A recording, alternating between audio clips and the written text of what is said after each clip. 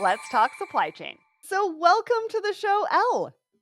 Hi, Sarah. Thanks so much. I'm excited to be here. I am so excited that you're here. I mean, we're halfway through the series already, and I just can't believe it. We've had Jeremy and Caleb on the show so far, and I've really enjoyed those conversations. Every time I talk about Sifted and your solutions, I learn something new and I find a new angle to get excited about.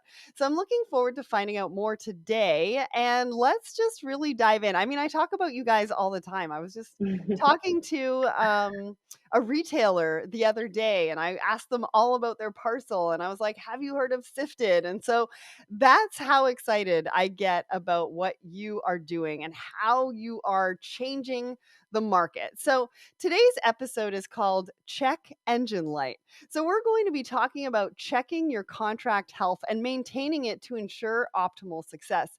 So does Sifted's carrier management suite have a check engine light? I mean, how does a customer even know they've got a problem? Yeah, I think this is a great question because, the great thing about the suite is there are different types of check engine lights. We have different tools to determine all of the different types of problems a shipper may or may not have. And that's because, the problems that we're helping shippers solve, they may be similar to other shippers, they may be similar to the market, but each shipper is unique. And Mhm. so our tools are helping clarify the different ways we monitor these different problems and then identifying those unique solutions or unique insights for that shipper. So, for example, within the suite, we've got contract monitoring. That's going to help them monitor their volume based insights against the current agreement, their current discounts, checking on their expiration dates of those discounts.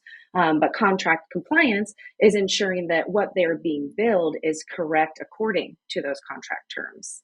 And then there's contract performance, and that's tracking their overall rates of savings, tracking how those are trending over time to pinpoint when changes might have occurred, whether that's on the carrier side with a general rate increase, or whether that's on the shipper side with volume changes or product changes that might help them justify the need to make their changes within a current agreement. So when that check engine light comes on, it's then about taking it to that next level for the shipper to determine what is the problem, right? And each of those tools within the suite can help us pinpoint that based on what's going on for them. Amazing. And I think I love that we're correlating it to cars because I think a Yeah, lot of people try can to keep that really, going. yeah, I think a lot of people can really resonate, with cars. We drive a car, or a lot of us drive a car every single day. We've got different lights and different buttons and different things that do different things while we're driving or on the car to help us see, to help us maybe let us know what's coming up, as far as traffic is concerned. And so, really bringing it back to checking that engine light. I mean, what do we do when we check that engine light? Right? We're like, "Oh, okay. We need to take that in for a service, or we need to get more information about that to see what's really wrong with our car."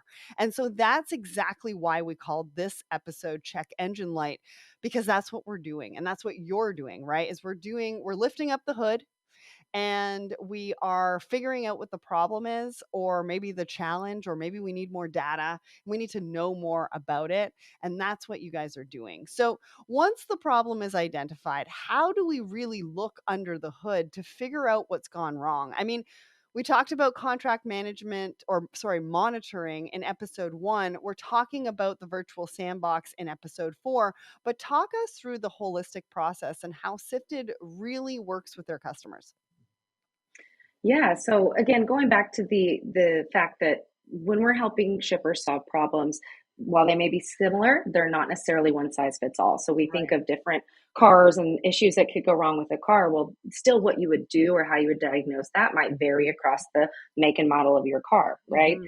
And the benefit of working with Sifted tools and teams is that we provide clarity on what type of issue is occurring through the tools, and then the teams, the logistics engineers and our client success teams can then help our clients determine, therefore, what we should do with it to have the best outcome. So it's not always enough just to pinpoint the exact issue. Sometimes you do, like you mentioned, need more data or insight or context that helps you determine, okay, what should we do with this information? What should we do with this particular problem or situation? So What I love about working with clients is our client success team and the logistics engineering team will work really closely together with the clients over time to provide that therefore what from these insights. So we're helping provide industry context and technical expertise. We're asking the clients questions to gather more data or letting them know when we might need to ask their carriers for some specific information Mhm. so that they can best guide their decisions.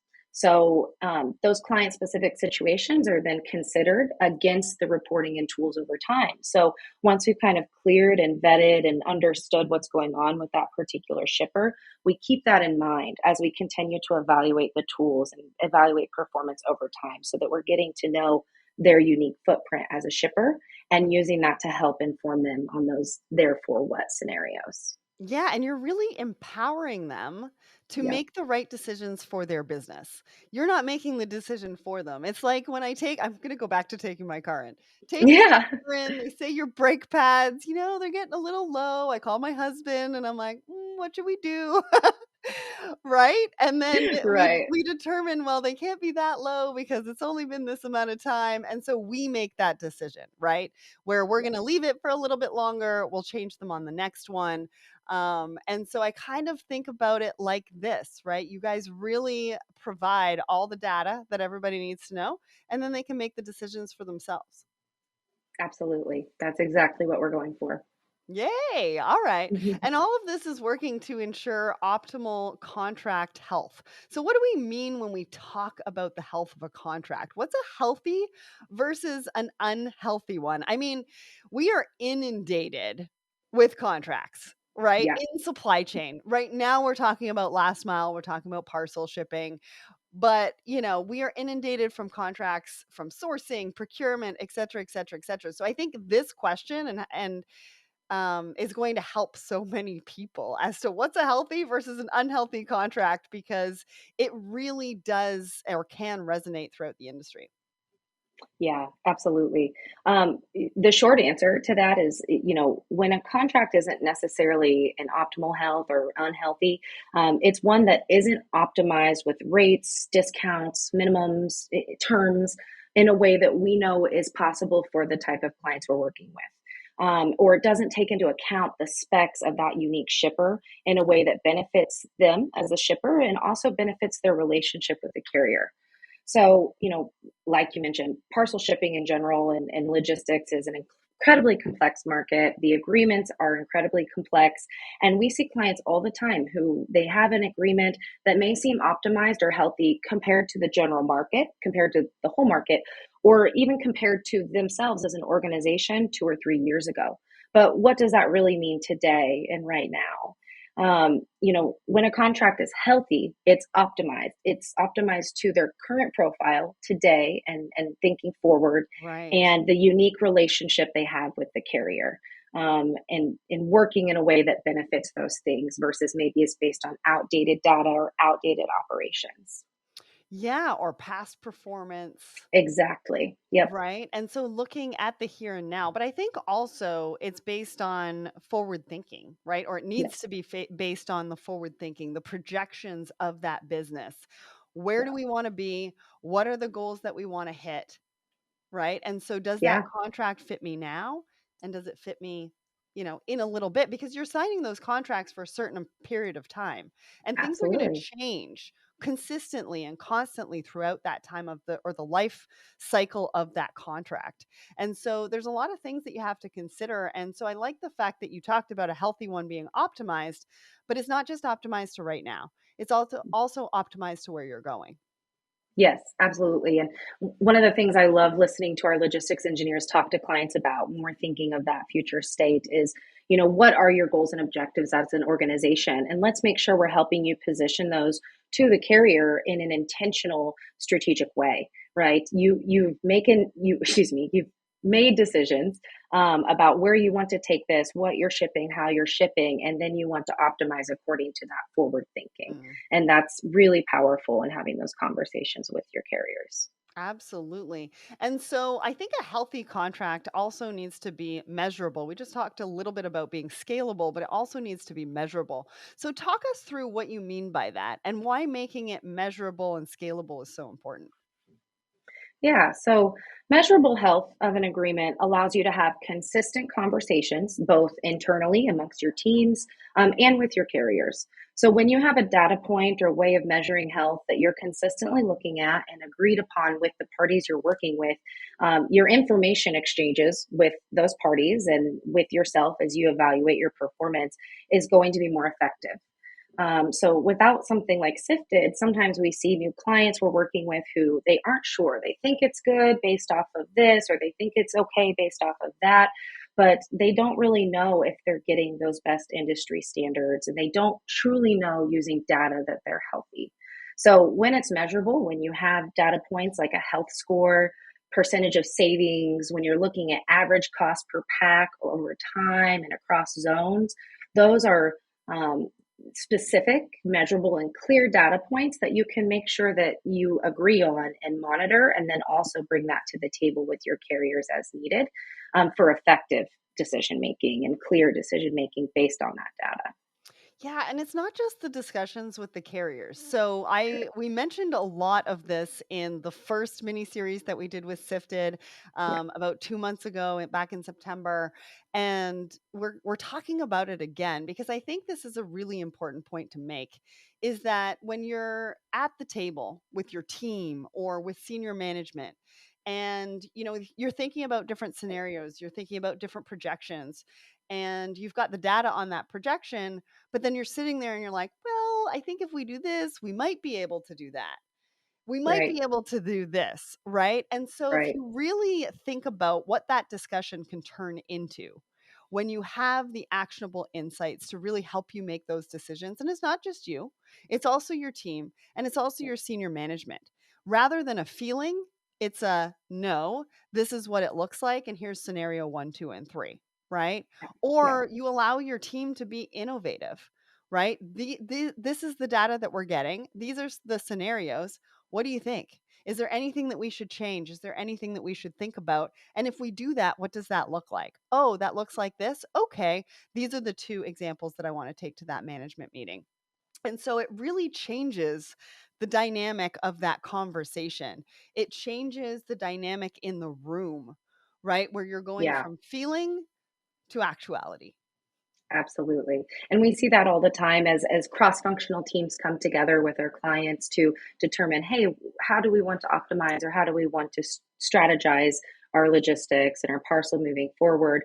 One of the first things that we're able to do is kind of show them the way that we evaluate health and those data points that we use to evaluate, and we come to agreement with those cross-functional teams and those internal teams on, okay, yes, that is something we want to track and monitor. That is going to make sense to the leadership and the teams that we report out to. And so we're so glad that we have this very concrete point that we can monitor moving forward or use to forecast out, our future strategy as well.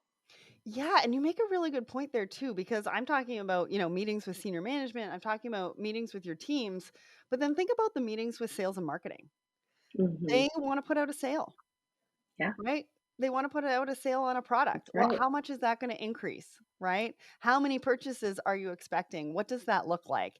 And to have them really have a glimpse into what that means from a supply chain perspective, from a shipping perspective, is really vital to what you can do, right? In Yep. actuality, and what Yeah, they think absolutely. is possible.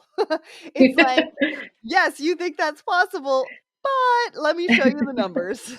That's right. Here's our baseline. So let's make sure we actually think that's possible. Yeah. I love that. And I talk about collaboration. I mean, you see the sign behind me, collaboration is the future of business. And so we want to bring those teams together, but we want to Mhm. have the right data to make sure that we're making the right decisions across the organization. So, a big part of making sure those contracts are healthy is compliance. We've been hearing this word a lot lately, right? Compliance, risk, all sorts of things, because a lack of compliance can lead to fines, overpaying, and all sorts of other problems. So, how does compliance work within the suite? Yeah, so I love talking about contract compliance because there are so many situations where I'm getting to know clients and I can see that compliance check as really a table stakes kind of conversation. Our clients need to know, are we in good health? Do we know that we're being billed the way we expect to be so that they can effectively move on from checking that box and knowing. And exactly like you mentioned, mistakes do happen. Our goal is to always better the relationships our shippers have with their carriers over Mm. time and through their agreements. And allowing them some clear data points to bring that up and just make sure that things are in check over time is really important. Um, on the other end of this, something that I've also seen a lot that the contract compliance monitoring that we do here at Sifted and the enhanced tools will continue to do and make more visible for our clients is evaluate whether or not, some perceived issues are true or not.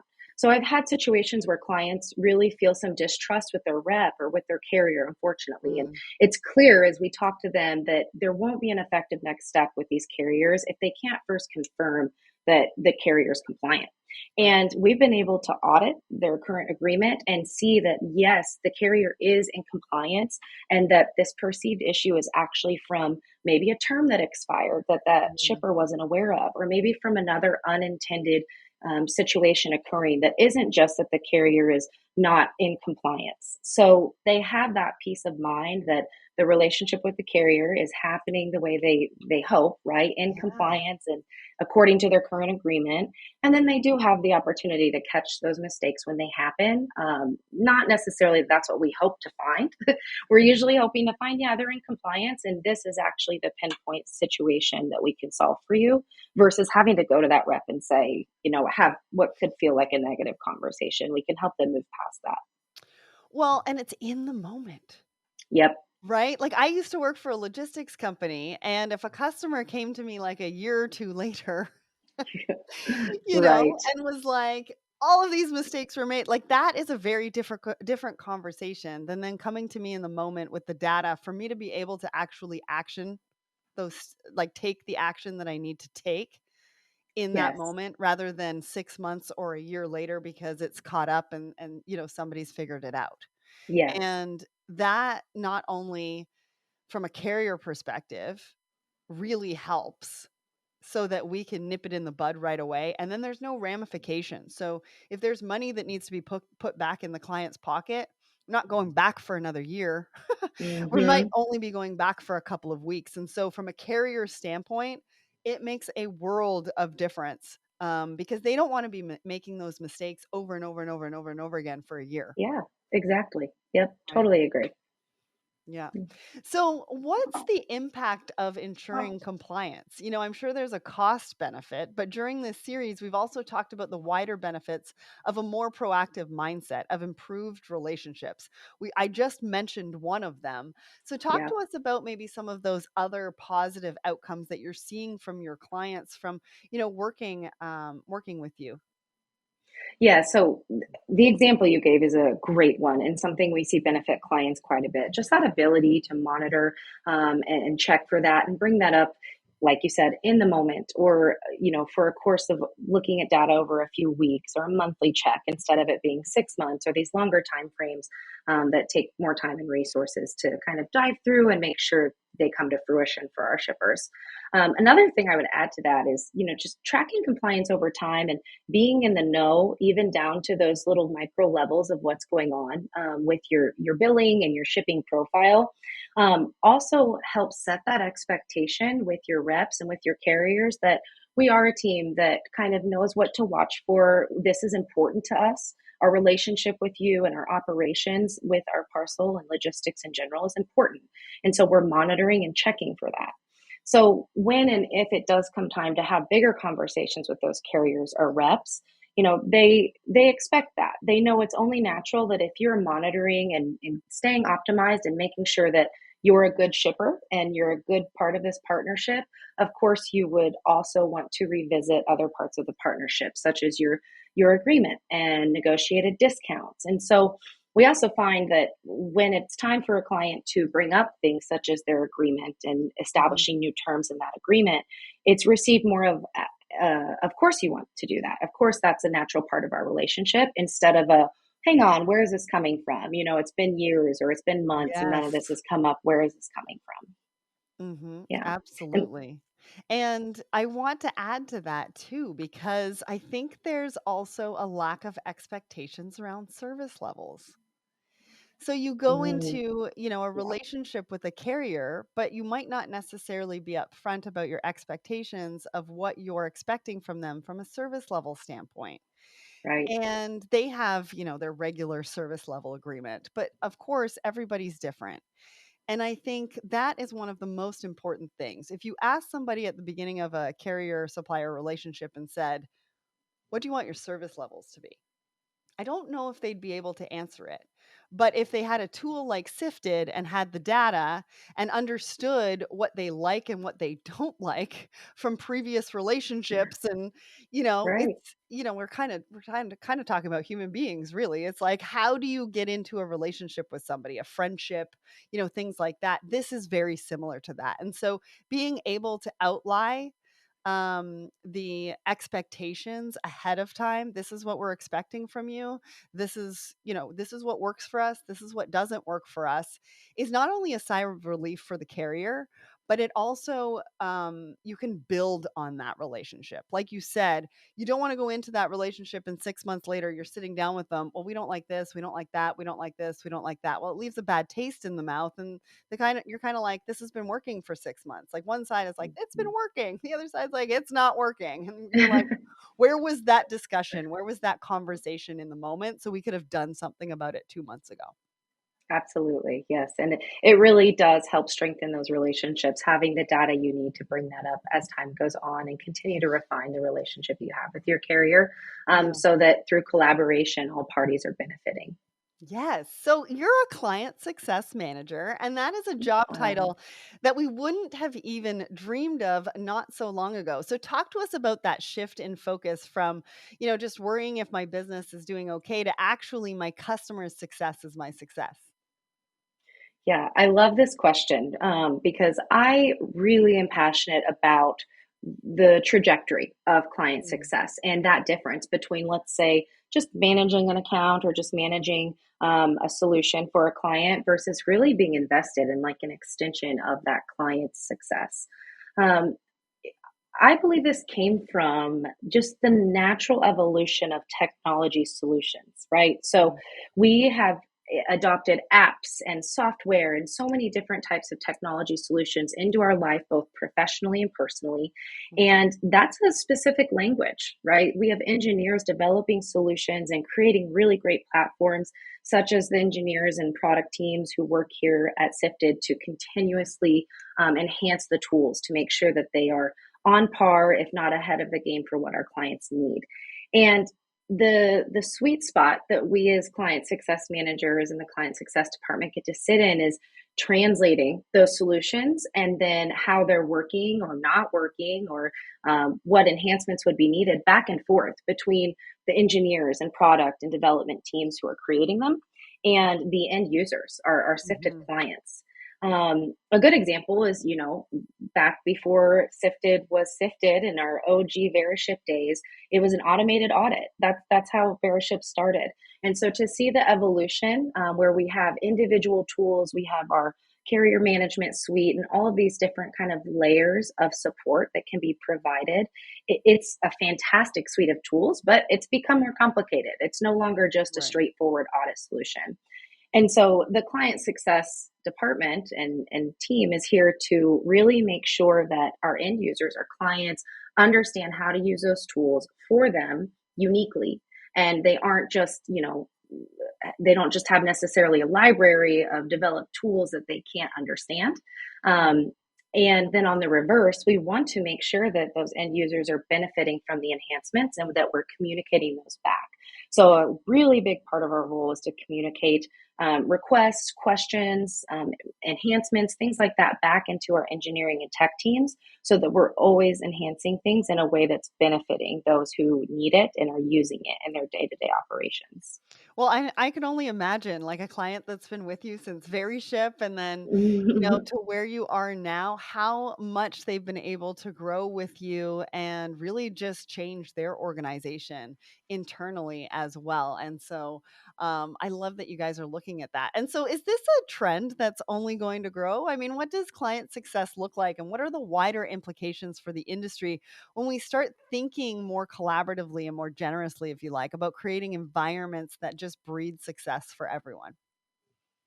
Yeah, I mean, I absolutely think that this is an environment that's going to continue to grow. We are able to marry up essentially two different functions that are all kind of going after the same goal, right? Clients who have specific goals and objectives, engineers and data science professionals who know how to build tools that will give them those answers. And then we do need someone kind of in the middle that really makes sure that it's being applied in the way that helps those end users achieve their goals. And so I just see that continuing to be more and more the trend. And there are so many benefits from that different angle of let's really make sure we understand your organization. Let's understand what success looks like to you. And then let's do everything that we can that we know about our solutions to create that success for you. You know, if you're collaborating with someone like that, it's hard to want to stop, right? If Right. there's continuous examples of understanding, peeling back the layers, and creating success on our clients' terms, not just success on, by showing everything that a tool would be able to do. Well, and it's not just the organization's success too. I mean, you're really focused on the individual's success as Yeah. well, because you want to see them and their teams succeed within the organization too. And that's a really big part of client success. Now, I want you to bring this all to life for us with a case study. But what I am going to let the audience in on is if they're listening to this episode, they are getting a sneak peek because this product that we've been talking about today is in testing right now and is going to be launched in 2023. So if you're listening to this, you are getting a complete exclusive on what is coming out for Sifted, and you're going to want to be one of those first people on that list. So make sure you reach out to them if this is something that you are looking for, because you want to be one of the first to get this in 2023. So, in saying that, I know you've been testing this with a variety of different clients. So, Yeah. talk me through maybe an example of what's changed for somebody by using this particular um, uh, part of the Sifted suite. What has it done for them? What are they liking? Like, has it have they shown an ROI or sort of a benefit from using this? Yeah. So, recently I've had clients and kind of alluding to some of the examples we've spoken about already, but there have been clients who have really made intentional decisions to form a strategy or be more intentional with how they're going to optimize. And a lot of times that means making hiring decisions, or maybe there's natural turnover, or they're bringing cross-functional teams together. And where we've really had quick impact using the contract compliance tool with some of these clients, and then also some of the other tools in our carrier management suite, is we're able to provide that clarity right up front of what is and isn't going on. Regardless of the various experience, regardless of the different roles who are at the table, so that they can know, hey, what's our current agreement? Is that in our contract repository tool here at Sifted, or is that something we have to go dig for and find? We help them overcome that. They have it all there right in front of them. And then, kind of that next check is, are we in compliance with the current agreement? So what is going on? Is it out of compliance? Do we have expired dates? Is it an issue that we need to talk to the carrier about? Or is it something that we can kind of check the Hmm. box and move forward into optimizing? So, when I've had those client situations where maybe there's new team members or a newly established team, a lot of times they're really concerned about those first two questions because they're just maybe not quite sure where to start. And we've been able to answer those questions quickly and clearly using this contract compliance tool, and quite a bit more quickly than they expected, right? Because they Hmm. thought that would be where a lot of the work would be. But then they can see, nope, we're in compliance. We do have a few things to talk about. Maybe we have some expired terms that we didn't realize had expired. Hmm. But we've now established that's not the same as being out of compliance with our current agreement. Yeah. And we can move forward in that conversation with the carrier. And we're not stuck just on step one. So now it's about optimizing the agreement according to this strategy that we want to put in place. Talk about magic. I mean, Yes, you start a new absolutely. team, you join a new team, and it's literally at your fingertips. And you get to know what those red flags are right off the bat. And so you can actually do really, really well for the organization yourself really, really, really quickly, which is awesome because they look like the hero in their organization and they've just started, which is amazing. So I love that.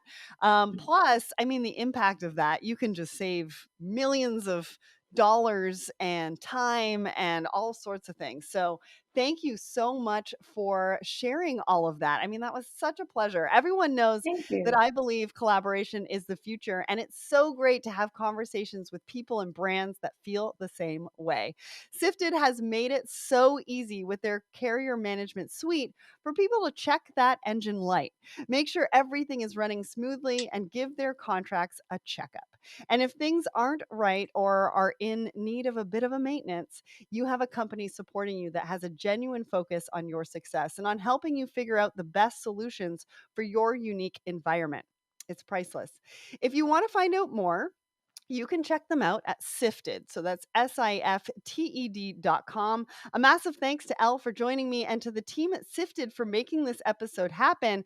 And we'll be back next week for the fourth and final episode in our Driving Your Parcel Performance mini series, when I'll be joined by Cameron Clark to jump into Sifted's fantastic virtual sandbox. We'll be talking all about contract modeling, its role in providing internal visibility, as well as external carrier management and empowering businesses to negotiate with confidence in a very challenging market. Make sure you don't miss that episode in the series. We'll be ending on a high, and I'll see you then. Thanks again, Elle. Thank you so much.